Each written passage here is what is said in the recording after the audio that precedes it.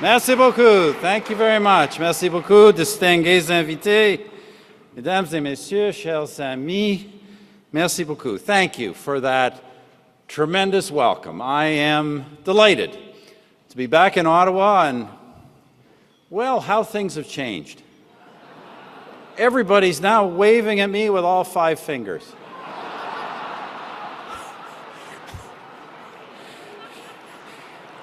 And what an incredible room of friends and former colleagues. I'm so glad to see all of you. But friends, I want to recognize and thank the special guests who have made considerable journeys to join us tonight and said such wonderful things. My great friend, 20th Prime Minister of Australia, the Honourable Tony Abbott. Give him another hand. My great friend, the 13th Prime Minister of Ireland, Taoiseach Enda Kenny. Well, we're also honored to have with us tonight a truly outstanding Premier in this country with his wife, Krista, the Honourable Scott Moe. Oh. And 2 of our greatest Premier, well, 2 great friends and great former Premiers, the Honourable Gordon Campbell. Come on, Gordon. And the Honourable Jason Kenney. And of course, with his wife Anna, the leader of His Majesty's official opposition and the next Prime Minister of Canada, the Honourable Pierre Poilievre.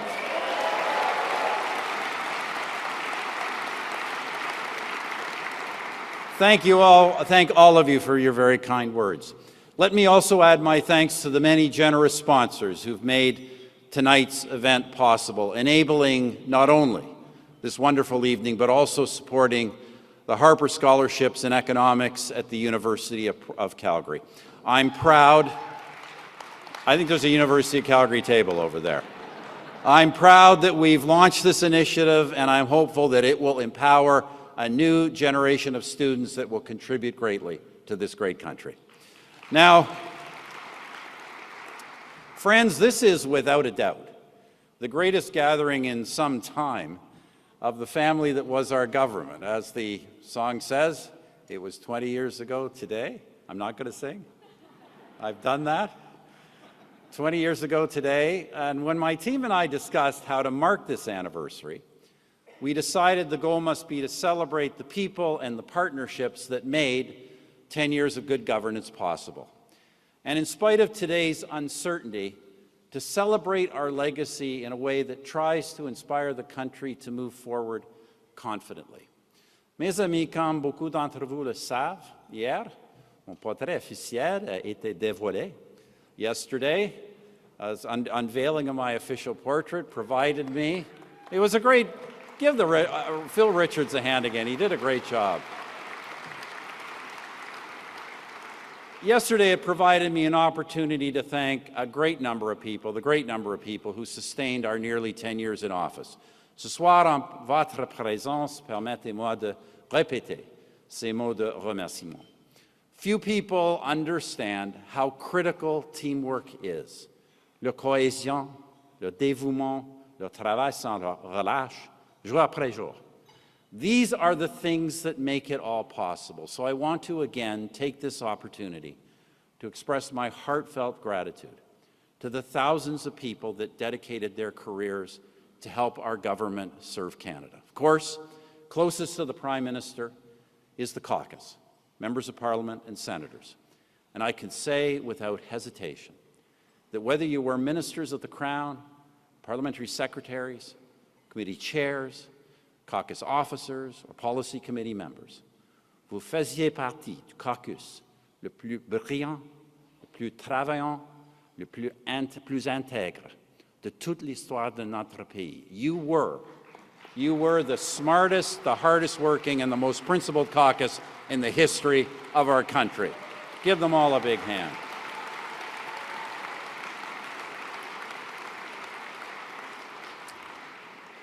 There were also, of course, literally thousands over that decade of staff members in ministers' offices, senators and MPs' offices, party offices, and campaign volunteers and campaign war rooms. who contributed to our parliamentary and political work, to ensure these people who ensured that our vision of what Canada could be actually came true. And this is especially the case for all of those who serve directly in the office of the Prime Minister. Your dedication and your personal efforts are a great gift that I will always remember. Encore, merci, du fond de cœur, à vous tous. I also need to take a moment to reflect on the friends that we have lost. That was, for me, an incredibly moving video. You know, a lot of, I'm not going to name names, it was a lot of such great people, and some that we lost way too young, way too early. But it reminded me that our 10 years in government, were really just a series of moments. As Prime Minister, many of these moments are on display for the world to see, but as I think about the great people who are no longer with us, I remember the intimate moments that we shared on this anniversary. You know, I especially won't forget my conversations with Doug Findlay, particularly in the days leading up to the 2006 election, one of the greatest political operatives in history. I often ask myself, what would Doug do? Sometimes I'd do the opposite, but I often ask myself that question. Anyway, look, Diane, so grateful you could be here. Thank you for joining us. There were so many incredible members of our team who made such important contributions to the country while they were with us. You know, I shouldn't name names: Jim Flaherty, Jim Prentice, Chuck Strahl, Gail Shea, Nigel Wright. Look, way too many to name, too many more, all incredible Canadians, and as I say, lost to us in many cases all too soon. So as we remember our friends and those moments, let us commit to creating new moments with our colleagues, friends, and family in their honor. That's how we honor them. Now, speaking of loss, let us also take a moment to recommit to remembering that our way of life is protected by those of our citizens who put on the uniform, who put their lives on the line to protect and preserve our freedom and sovereignty, and who far too often during our time, my time in office, made the ultimate sacrifice. Those sacrifices are something which weigh heavily on me to this day. And I know that you agree that we must be eternally grateful as a country to our fallen.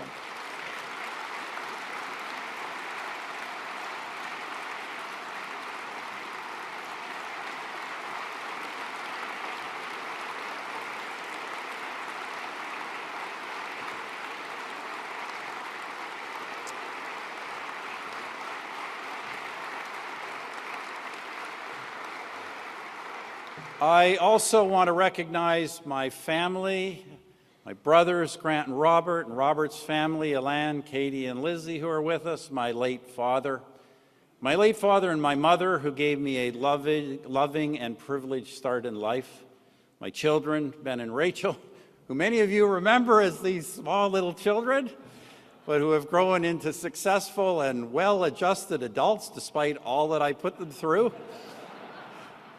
And of course, my best friend, my wisest counselor, and the love of my life, Lorraine.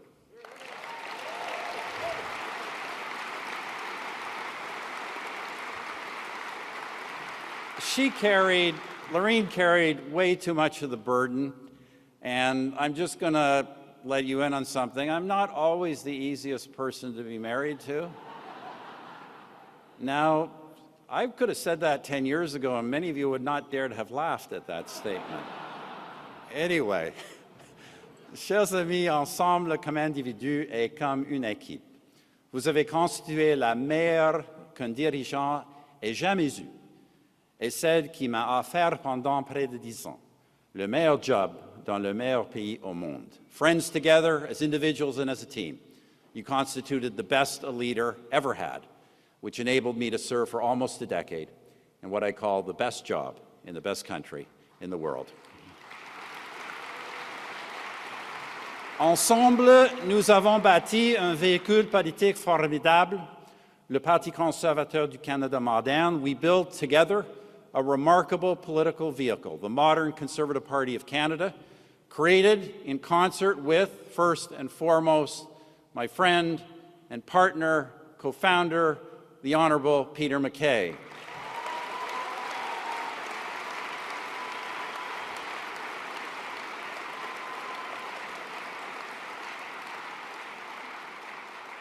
Peter took an incredibly courageous step in making this happen. It was Peter and myself. It quickly expanded in this room to dozens of you, then hundreds of you, then thousands and thousands more in the year that followed. We created the first durable Conservative coalition since Sir John A. Macdonald. We brought together the Tory Conservative tradition, the populist Conservative tradition, et la tradition conservatrice autonomiste au sein d'un seul parti. Nous avons créé la première base politique permanente pour les conservateurs du Québec en plus d'un siècle. Félicitations à des grands employés qui ont accompli ça et des grands lieutenants du Québec que j'ai eus, M. Lawrence Cannon, Christian Paradis et Denis Labelle. And since our departure from office in 2015, the Conservative Party has remained not just an alternative to the government, we are the only credible alternative to the government.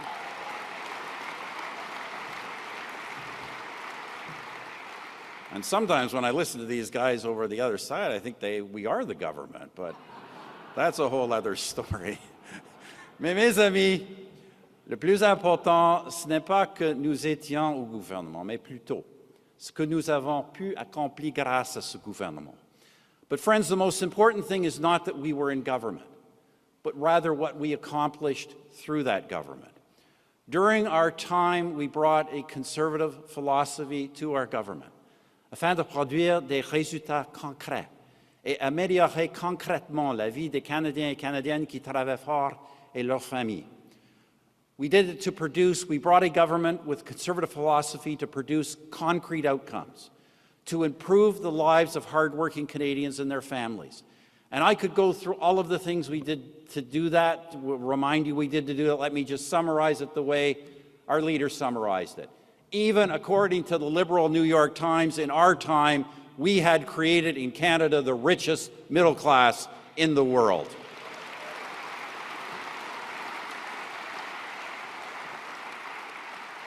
We shifted away from a criminal justice system that focused exclusively on the welfare of criminals to one that protected victims and advanced society's interests. And we stopped targeting law-abiding gun owners and instead prosecuted actual gun criminals. La conséquence a été que la criminalité violente a diminué durant notre mandat de près de 30%. The consequence was that violent crime fell during our time by nearly 30%. We were pragmatic in dealing with the challenge of climate change. We chose to invest in new technology in order to create future growth and job opportunities. And we rejected costly taxes that would make life harder for our citizens and more difficult for our businesses. We just said no and no and no to carbon taxes.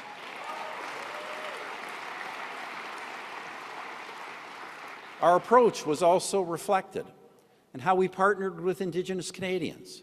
With Chuck Straw and Jim Prentice, we made the historic apology for the policy of residential schools. At the same time, we focused on delivering practical benefits that empowered Indigenous people.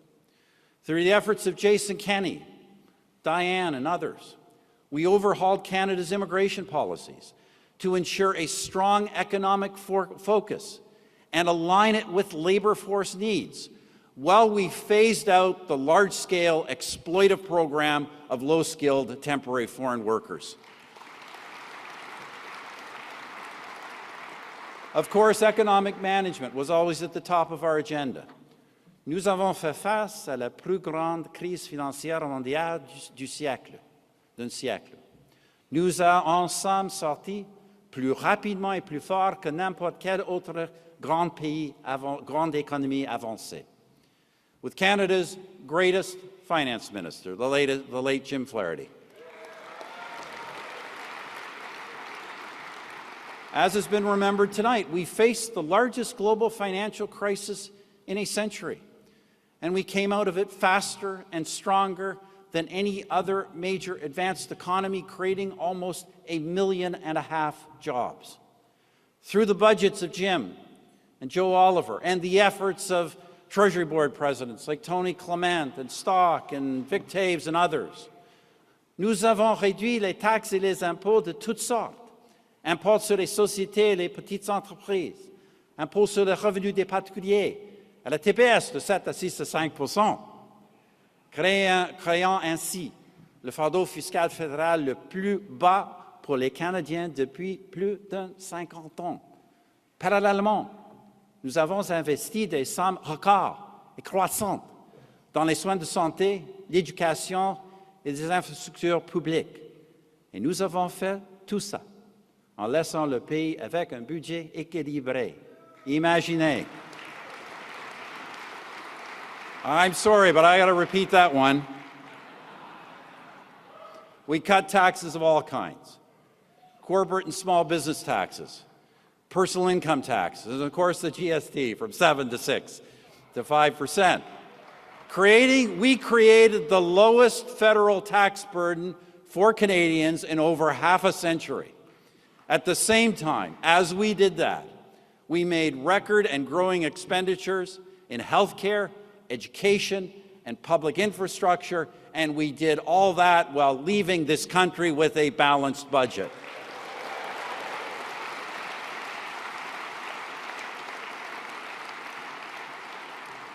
Avec Peter et Lawrence et John et Rob, nous avons mis de l'avant une approche de principe dans la conduite de nos relations étrangères, fondée sur les intérêts du Canada sur 3 axes, l'économie, la sécurité et les valeurs démocratiques. With Peter and Lawrence and John and Rob, we brought a principled approach to our foreign relations based on Canada's interests on 3 clear axes: security, the economy, and our democratic values. Those criteria drove, for example, our international maternal, newborn, and child health care initiative, which lowered maternal and early childhood mortality in the developing world by nearly half. A fact we're all proud of, and I know that Christian delivered so hard, Christian and others worked so hard to deliver. Our principles in foreign affairs drew us closer to our allies, including the United States under 2 different administrations. They led us to prioritize relations with embattled allies in Israel and Ukraine, and we need a government behind them today as well. They also led us to deepen relations with countries that will be our allies longer term, most notably India. They saw us deal. They saw us engage, but engage prudently and carefully and in Canada's interests with China. They saw us warn the world very early on about Vladimir Putin's Russia, and they saw us end relations with the Ayatollah's Iran.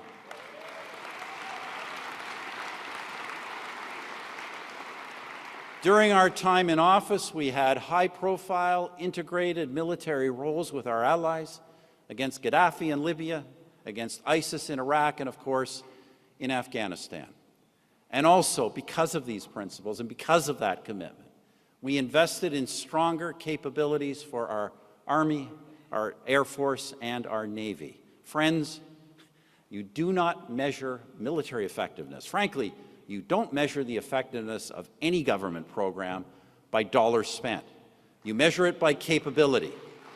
And through initially Gordon O'Connor, and then Peter and Rob and Jason, we were creating a 100-degree military. That is, a military which could operate in the deserts of the Middle East at 50 degrees above zero and in the Canadian Arctic at 50 degrees below.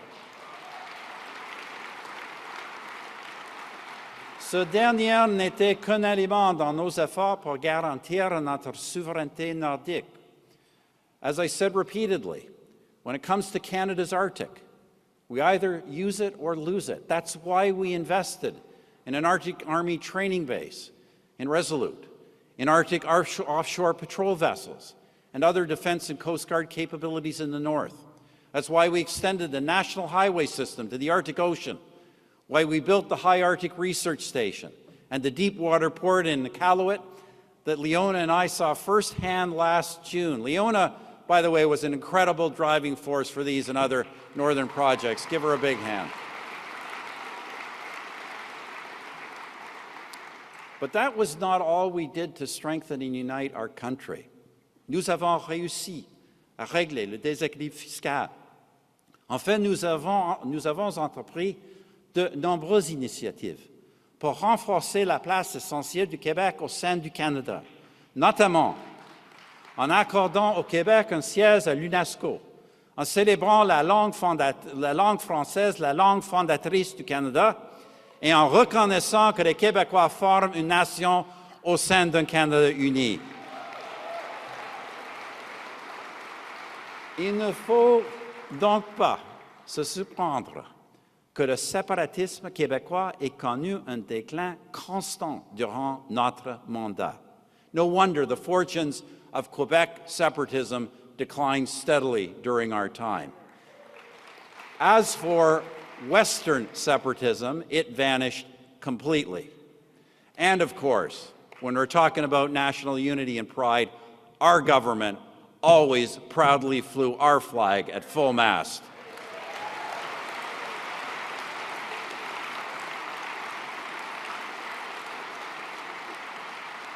As has already been mentioned, at the intersection of our nation-building and international agendas was our work on global trade access, tout particulièrement pertinente aujourd'hui, et notre succès dans l'expansion du réseau de libre-échange du Canada, de seulement 5 pays à notre entrée en fonction à 51, représentant les 2/3 du PIB mondial.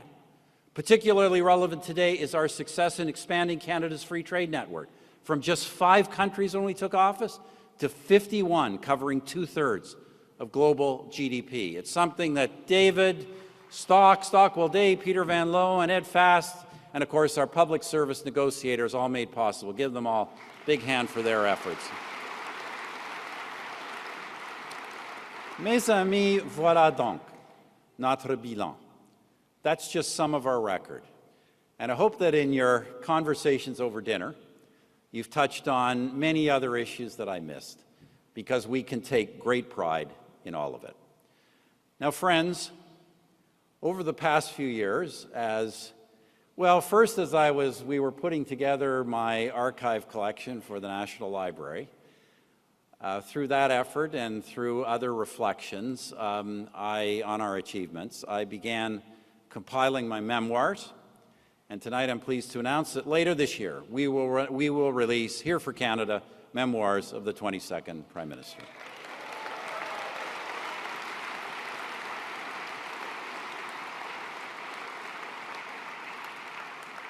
Now, friends, to be frank, I felt the need for memoirs at this time in part parce que beaucoup des gains que nous avons gagnés pour notre pays ont été depuis 2015 renversés ou gaspillés, laissant le Canada beaucoup plus affaibli et fragilisé. Sadly, friends, after 2015, many of the gains we made for our country were either reversed or squandered, leaving Canada so much weaker and more divided. I am sometimes asked, I'm sure you are, if it bothers you, if it bothers me. The truth is, not as much as you might think. Nos responsabilités, lorsqu'on confie l'honneur des hautes fonctions, c'est de faire ce que nous pouvons pendant le temps qui nous est donné. Our responsibilities when handed the honor of high office, is to do the best we can with the time that we have. There are no permanent governments in a democracy. That means that anything can be built upon. It means that anything can be undone. And it also means that eventually anything can be restored. So, friends, I've largely stayed silent on what has transpired. Néanmoins, durant cette période de deuxième mandat de l'administration Trump, je crois que notre pays est véritablement à la croisée des chemins. Et je souhaite dire quelques mots sur ce sujet avant de me taire à nouveau. In the past year, Canada has faced a challenge unique in our lifetimes: a hostile United States, one that has openly questioned Canadian sovereignty, that has openly broken the trade commitments that we have made to each other, and that regularly issues further threats against us. As Canadians, we've been understandably shocked, bewildered, and angry. But while these feelings are understandable, it will surprise no one who worked with me to hear me say that we must focus not on emotion, but on policy. The American people have chosen their administration, and that administration is pursuing what it believes is in America's interests. Pour le Canada, la question n'est pas de savoir ce que nous ressentons face aux actions des États-Unis, mais plutôt comment nous allons nous adapter. The question for Canada is not how we feel about what the U.S. is doing. It is, how will we adapt?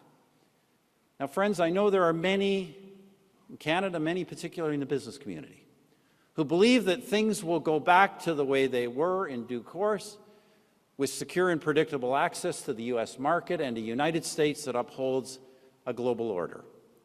I do not believe that is a safe assumption. Rather, I believe that Canada must adapt to new geopolitical realities. Pour être clair, ces réalités signifient que nous devons réduire notre dépendance envers les États-Unis afin de protéger notre souveraineté et notre économie. Mais nous devons le faire en comprenant clairement que selon tous les critères fondamentaux des relations internationales, l'Amérique restera notre principal partenaire dans le monde. La voie à suivre exige donc équilibre et discernement. To be clear, these realities mean that we must reduce our dependence on the U.S. in order to protect our sovereignty and our economy. But we must do so also clearly understanding that by all the critical measures of international relations, America will still remain our principal partner in the world. Thus, our future path requires balance and sober reflection. Ce débat national doit être suffisamment mature, pour commencer, pour reconnaître que beaucoup des difficultés auxquelles nous sommes confrontés aujourd'hui ne peuvent être imputées à Donald Trump. Dans bien trop de cas, elles découlent de mauvaises décisions prises par notre propre gouvernement. Our national conversation must be mature enough to acknowledge that many of the difficulties we now face as a country cannot be blamed on Donald Trump. In too many cases, they stem from bad decisions by our own government.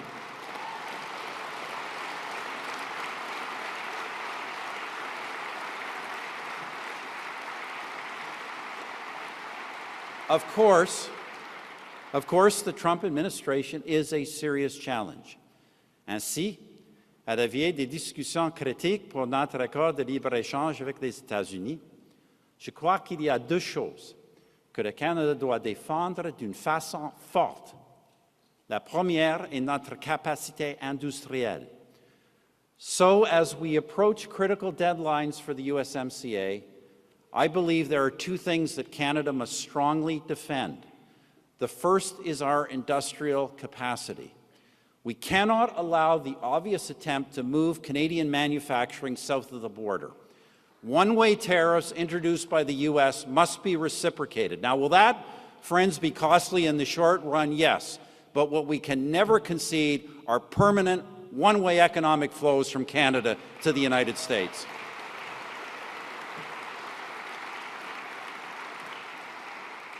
La deuxième chose à défendre est notre plein potentiel de devenir un fournisseur de ressources critiques aux marchés mondiaux. C'était évident en 2015 et c'est encore plus évident aujourd'hui. The second thing to preserve is our potential to sell our critical resources to world markets. We cannot permanently become a captive supplier to the U.S. market. Now, friends, that reality was clear to us in 2015, and I think it is obvious today. It remains so, and it's something we've got to do quickly. Yes, that means our oil and gas, but it also means uranium, rare earths, and many other commodities. Canada needs more than a list of major projects. We need to reinstate the reforms our government enacted to streamline the regulatory process and deliver decisions in a reasonable time frame in order to attract global capital.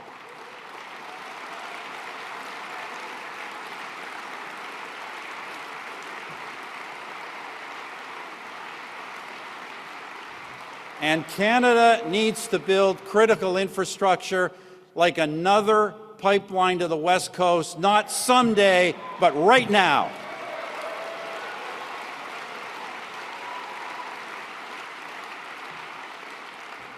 Friends, we need this, both for our economic prosperity and our national unity. There is simply no way to explain to people in my part of the country why a nationally beneficial project is singularly blocked by federal policy. De même, que dire aux Québécois quand les attaques woke contre notre histoire et identité nationale et d'autres dérives idéologiques mis notre pays à la place du Québec en son sein?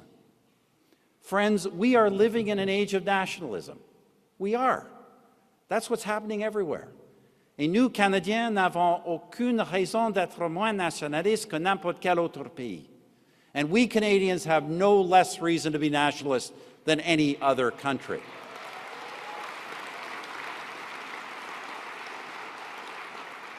In fact, I believe we have far more reasons. I'm biased. We've created a remarkable country. And friends, we created it in circumstances not unlike today's.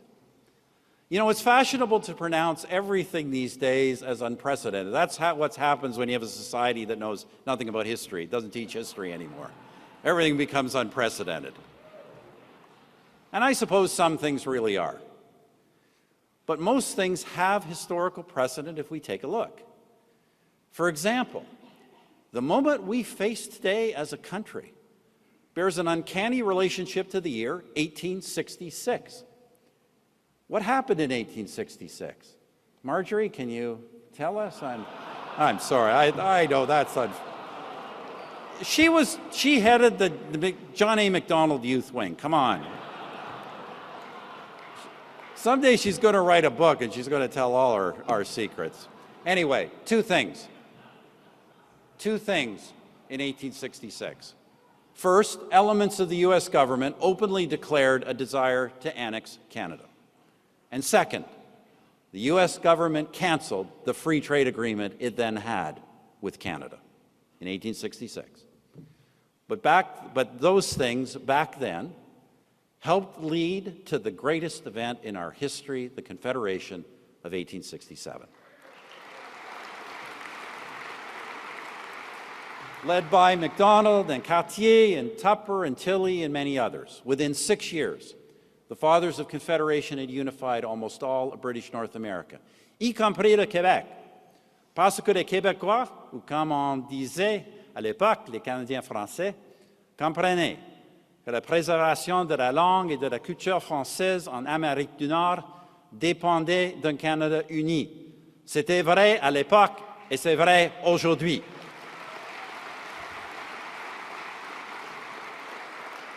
Friends, Confederation was far from perfect, but it created our institutions of our federation. which today constitute one of the longest continuous systems of government in the world. Upon that foundation, a transcontinental railway system was built. We opened up the northern half of the continent. A national economy and pan-Canadian identity took shape, and many great things were accomplished for decades, including our making outsized military contributions, grossly outsized military contributions in 2 world wars, many years before our American friends, contributions that helped preserve freedom and democracy from existential threats.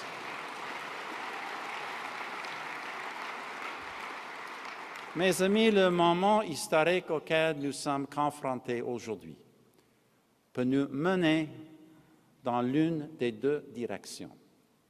Il peut nous conduire à blâmer Donald Trump pour tous nos maux et à trouver des excuses aux échecs de la dernière décennie. Ou il peut nous conduire à faire enfin véritablement ce qui s'impose pour réaliser tout le potentiel de notre pays. Friends, the moment in history we now face can do one of 2 things. It can lead us to blame Donald Trump for all our ills and to make excuses for the failures of the last decade. Or it can lead us to finally, truly do what is necessary to attain our full potential as a country, to become more competitive at home and better connected in the world, and to leave Canada the most secure, wealthiest, and freest country on the planet.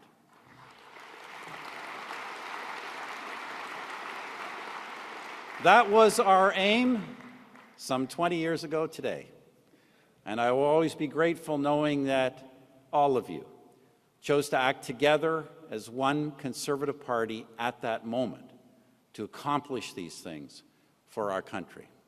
Et j'espère que vous, de la prochaine génération, saurez en faire à nouveau notre mission nationale. And I hope you of the next generation will help make it our national mission once again. Friends, let me repeat my thanks to every one of you for being here and for everything that you have done for our party and for our country. Merci beaucoup, et à la prochaine. God bless all of you. God bless Canada.